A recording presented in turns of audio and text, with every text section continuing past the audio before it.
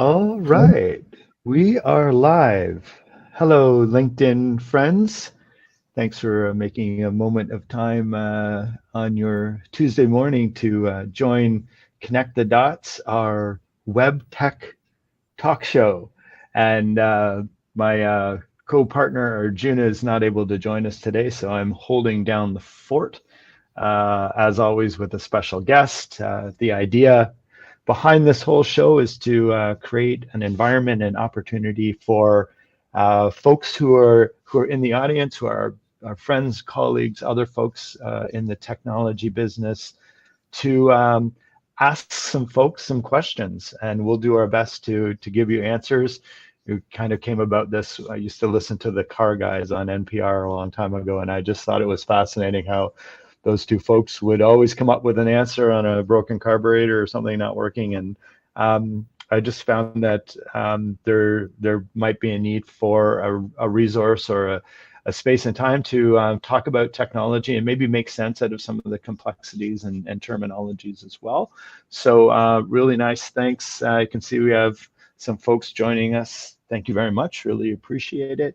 So yeah, just a little bit about myself. I'm one of the founding partners of Dot Fusion Digital. We build beautiful websites and mobile apps. Love creating things and been doing that for about 20 years. And I just love kind of sharing experience, failure, ups and downs, and anything to do with tech. We are super excited, thankful, blessed to have Derek Vaz with us today. He is going to be bringing his expertise, insights, and experience from the world of UX design, creative thinking, a bit of his transition from large agency life to his consultancy. So without further ado, I just want to say thanks again to everyone joining. There is a comment section down on LinkedIn somewhere.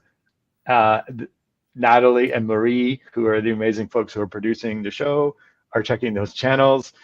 Please ask us anything from, how to build a website on a certain platform, what's a design system, to deeper, more complex things. We're happy to share. So Derek, hi, thanks for joining us. Super stoked that you're here. Do you want to maybe just tell everyone a little bit about yourself and what matters to you? Yeah, sure. Great to be here, Chris. And thanks for having me, and always good to catch up. So yeah, just for people tuning in, my name is Derek Vaz. I'm the CEO, founder of the innovation design studio DVXD.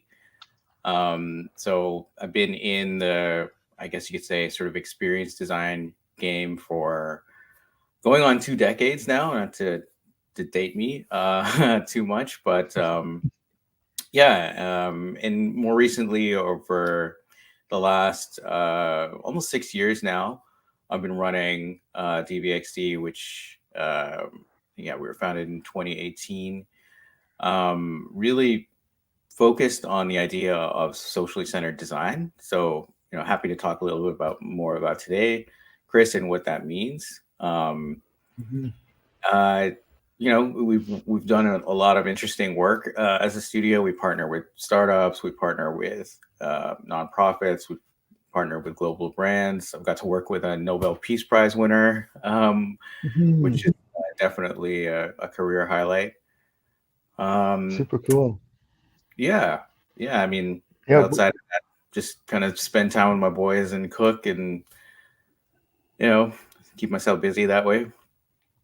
awesome. We've been chatting over the years about how to find some meaningful impact from the businesses that we run. And as entrepreneurs, I know we share a lot of similar values around, how do we maintain equity and some kind of impact from and within what we do. We had a preamble before we went live today, and something that you said was really interesting to me. You mentioned that your tagline for your shop is "Design for Shared Progress." Maybe that's kind of an interesting starting point to maybe explore the journey on how you got there. And I think that's really important to folks that might be listening in and exploring kind of the greater extent of what businesses are capable of. So yeah, what happened along that journey? Yeah, I'm happy to share that. I mean, I would hope, now we're at a point where it's kind of more understood. But certainly when we started out and I started the studio, a lot of people had questions about kind of what we were doing and what our focus was, and were we only working with nonprofits? But there was this, I think, moment in time in my career, and I think a lot of people's career, where there was just really a question about who were we really helping, right? And I had the chance to work with a lot of great globally renowned brands, and help them on things like digital transformation, really things that, from a kind of a user-centered design practitioner's point of view, you felt like you were contributing something good to the world, right? You were helping these businesses grow, but individually you were helping people just go to about their day, and make their lives a little bit easier. Help technology become a tool to reduce some friction in their lives. And then I think in the wake of kind of these larger social justice movements that we've been seeing, like for me personally, there was a town hall at the agency that I worked at around International Women's Day, and it was planned to be a couple hours. It ended up actually stretching way into the evening. And I think for many people in the organization, especially some of the leaders like myself, it was really eye-opening to hear about people's lived experiences, and then that just sort of it was a bit of a domino effect. Just starting to learn about other ways in which we can use technology to truly like empower people and bring in people from the margins who are often excluded or often exploited.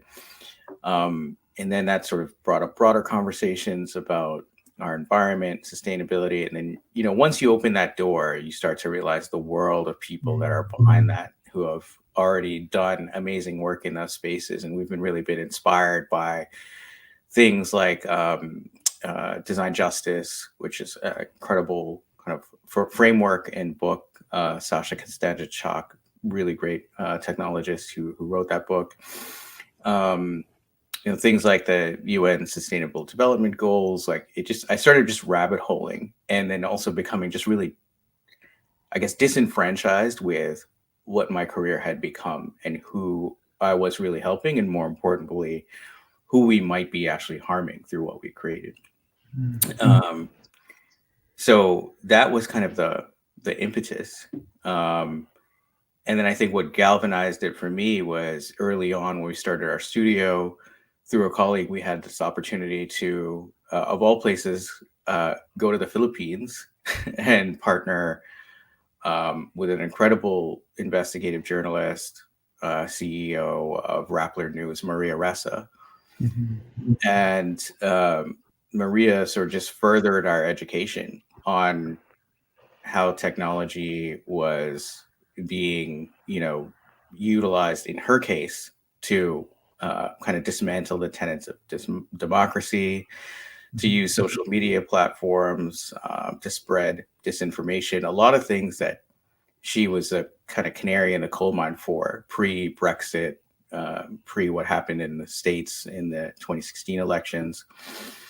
And she was just brilliant about her past as an investigative journalist and how, technology together was creating these opportunities, I think, to really create kind of meaningful platforms. One, to drive civic engagement, but two, also to really help her grow her business and her media business. So, I think that for us was a moment where we're like, okay, there's a better way and a better opportunity that can, I think, serve a greater good, but also serve, the clients that we work with. Yeah, super cool. I remember we met right around that time. I remember you discussing kind of going over there and some of the challenges and I've been kind of following her career and her life journey as well. And you actually inspired me to get a bit more involved in understanding independent journalism. And we have an outpost in Cambodia, and we do a lot of work there. And that really helped me understand like how um, managed by the state the communications were coming out of those countries in that ASEAN area. Um, that said, so lesson learned from these experience and the theme that you uh, share with me, and it seems to be at the heart of what you're doing, is this concept of kind of social centered design. And I know that's probably worth explaining a little bit, and I think it's really important and means a lot to you.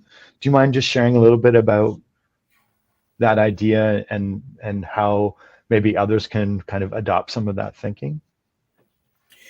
Yeah, absolutely. So, from our perspective, socially centered design is really just about having a wider lens about understanding who the work we create impacts, right? And then further inviting those people into that process, right? So, there's a sort of a simple paradigm you hear or phrase you hear in a lot of social justice movements.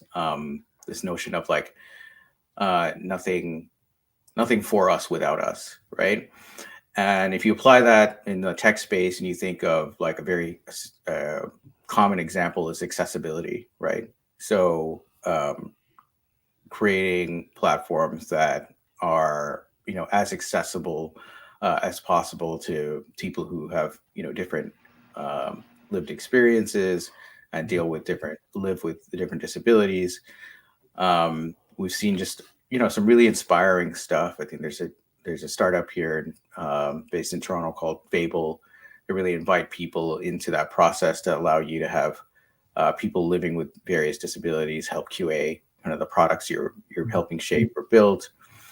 From a kind of strategic standpoint, what we try to do early on is as we go through kind of a standard, user research foundations of any of the work we do, really try to understand who is most impacted in terms of our audience and invite them into that process. So we've been doing some work recently with Bloomberg Philanthropy, and they're backing the Black Wealth Data Center.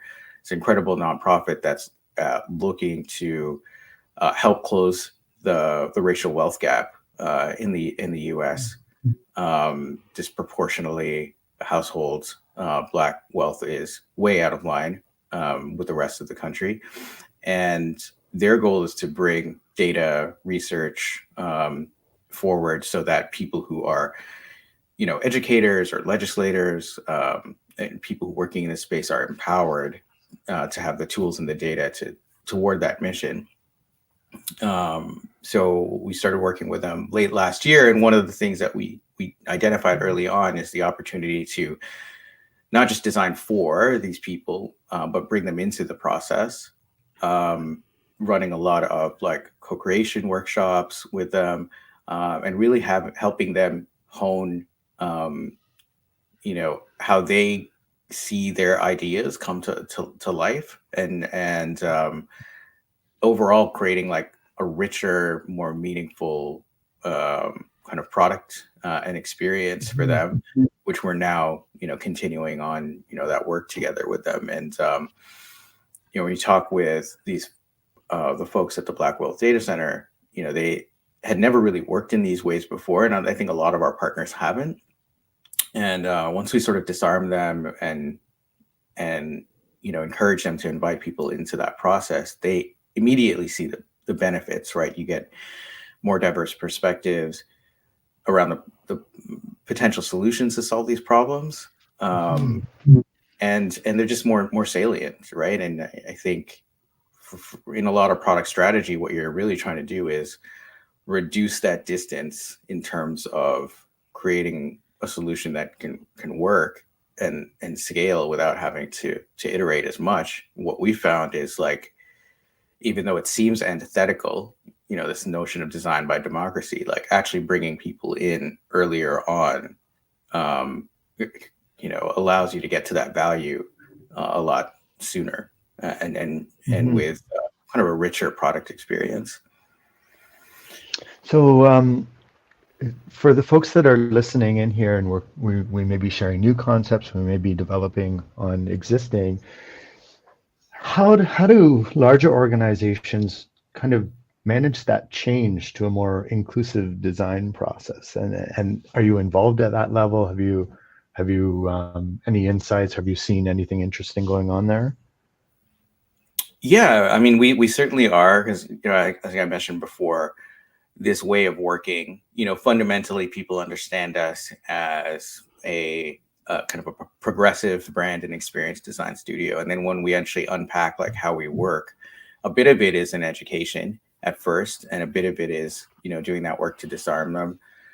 But what we tell people, what becomes really understood quite quickly is you just really have to know um, who your work is going to impact. And so it's just having those questions.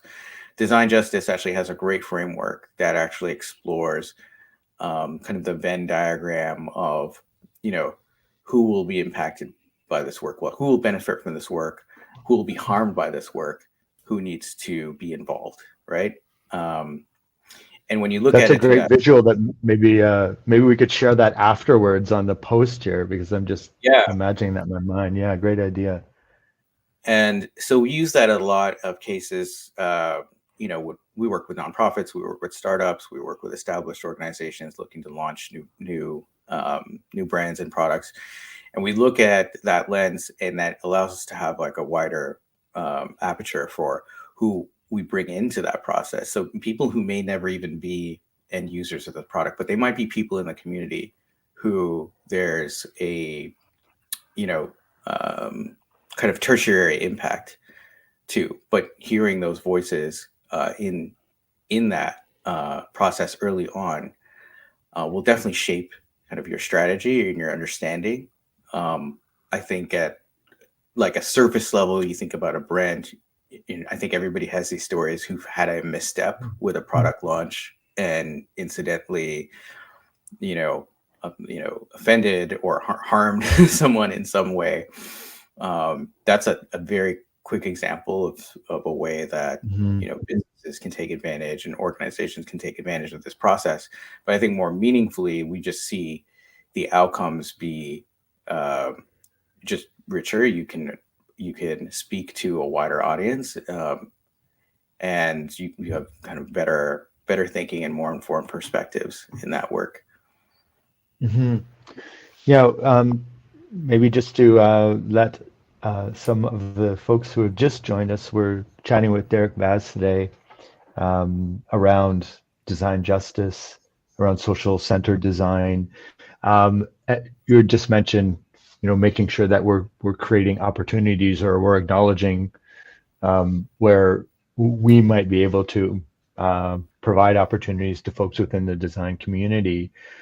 One of the questions that comes up quite often these days is how AI is poised to kind of take over or interfere or be um, mischievous in kind of interfering with the job market for designers or people who are thinking of entering design as a career. What have you seen out there? Do you have any insights on how that's being managed? Are you concerned, optimistic? What's your take on AI interfering, accelerating design? Yeah, I mean, well, probably no surprise to the audience. I would probably have more concerns at this point than optimism. I'm always sort of cautiously optimistic. Um, I think we've seen the narratives of just the potential dangers of AI being let out into the wild, and um, some of these models, where people just misunderstanding that a lot of these systems are still just like hallucinating, as they say, right? And if you try to apply it to spaces of like, legal spaces, or even in creative spaces, you're going to run into issues where things are just wrong, or you're, leveraging or duplicating copyrighted material, Mhm. and without even knowing it. And so I think this is sort of part of the general narrative of like where big tech has gone, where it's sort of like move fast, break things, we'll figure it out later. Whereas I think a lot of my viewpoint comes from a kind of a classic product design perspective, where really have to be thoughtful about what you're making before it's sort of out into the wild, right? And have a level of criticality on this. And not to take anything away from, I think, the folks who are behind some of these models. I think there are efforts to call for regulation, to have some measures of safety in place. But I think we're at a point now where it's a little bit, it can be creating a little bit more harm than good. Even if you just think about the like environmental impact, right? Like the Mhm. impact needed to power some of these models, right? It's pretty wild, right? I think somewhere I learned that kind of using some of these platforms daily can have the equivalent of like driving 5 cars a year, right? Don't quote me on that, but that's something I certainly read somewhere. Um, but I do think there are opportunities for sure with AI when you think about. I look at it as less like AI and more, I call it kind of IA, like intelligent automation. Like, what are the things Mhm. that can make your life a little bit easier, and take away a lot of sort of like rote tasks. Uh, so we've explored um, using tools that allow us to like theme research insights, which is normally sort of like a very manual, but like can be a biased process. Um, and it's really interesting to have that as like a way to compare what you would have done. It's not necessarily to replace that activity, but AI in a way gives you a sort of another perspective. There's another great book that I've been reading from MIT Press called Collective Wisdom, which really gets into sort of the history of co-creation and co-design, but it also looks forward into the idea that these, especially as we get to general AI, those will also be participants that will co-create with, which is Mhm. really fascinating to think about, as these models becoming another participant, not necessarily replacing sort of anyone um, in the sort of ways of working that we have in our industry. Mhm. Um, our minutes are ticking away, and it's never enough time. And it's Yeah, really great yeah, kind of we having get. these discussions with you. We've got just another opportunity to say thank you to folks that are listening in and joining us on LinkedIn and our other channels here.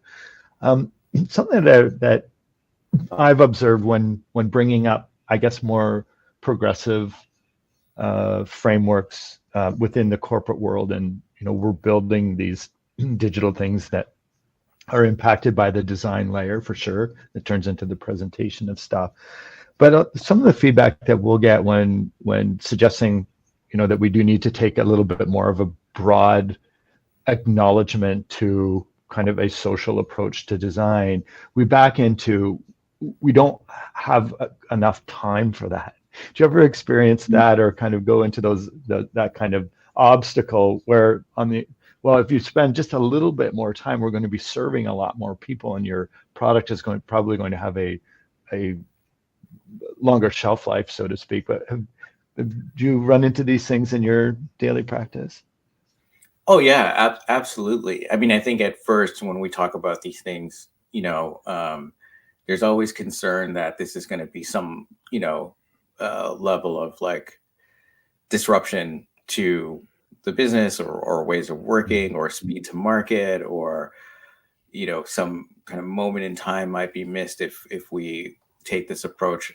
we've been really considerate of that and look for other ways to sort of optimize our way of working. We've been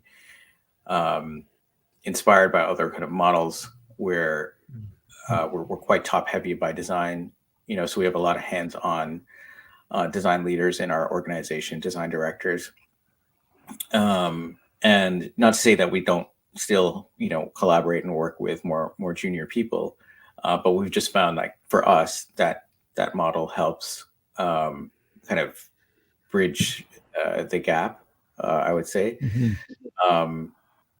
The other thing I always say is probably a common cliche, is that nobody ever has the time to do it right, but everybody always has the time to do it twice.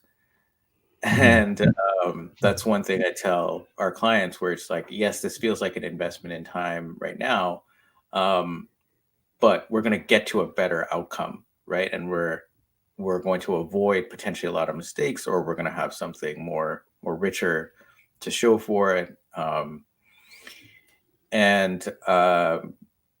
Yeah, so I think it's a combination of being kind of understanding to our organization's needs and objectives, and their own internal goals, and not trying to force anybody into a process that doesn't work for them. But also now, 5+ years in, we have, like, the outcomes, we have the case studies to show that, this way of working, which we're still continuing to try to explore and fine tune, generally is better for our clients and their audience. Maybe just on that topic of kind of juniors and seniors, and I've been kind of tracking your career, and you've brought together a collective of senior folks, but you just and have in the past gone out of your way to acknowledge the fact that part of almost your responsibility is nurturing junior people, not necessarily younger or older, but junior to the field of design. And you mentioned programs that your organization is committed to as far as internships, and because I'm often asked, how do younger people become senior people, younger in their knowledge of a topic. What are you guys doing as a shop to facilitate this? Yeah, that's a great question. I mean, I think kind of the traditional way is to look at, like, kind of structured internship programs, where I don't think we're just at the scale or size yet to be able to, like, meaningfully implement that. But I do think, like, some of the things we're doing, we've started to kind of incubate and launch our own kind of platforms. One of the things we're working with is a well-established DEI consultancy to launch a new innovation program that will partner with them to bring some of these tactics into organizations who have done the work of DEI and have, like, a great diverse team who are ready to be engaged, ready to be enabled in a way that they haven't before previously in those organizations. Teach them about co-design methods, about prototyping, and have them be the engines of innovation within these organizations. So people are really, we're coming full circle on a lot of these DEI initiatives where we're building on the diversity of these organizations, but also really more meaningfully, like, empowering them. I know, I think there's other great models out there. I know you've done great work in, like, what you've been doing in Cambodia, like, for example, like, with developers and technologists out there, they're not just an extended team for you guys. You guys have done a lot of work in, like, empowering them and upskilling them. So I think any model where you're sort of meaningfully people bringing into the work versus sort of just like design schools within agencies, that was a model that we saw for a long time that I was participating in previous spaces. I think those models, these newer models, are just more helpful and more meaningful to drive more impact. Awesome, man. Well, just wait, I can't see anymore. No we're just about out of time. I think Natalie's giving me a nudge. We just want to thank everyone who's made some time to listen in and join us. If there are any questions related, well, to any web tech, but in particular these concepts of more kind of social centered design and kind of more progressive approaches to design and the thinking around it. Feel free to leave some comments. We're happy to provide feedback and get back to you. Derek, thanks for giving me the opportunity to practice my hosting skills and welcoming you to the show. Thanks for joining us. Really appreciate it. Yeah, I And appreciate maybe it. I'll super cool. Yeah. I sometimes forget to acknowledge our next show, which is coming up in a couple weeks.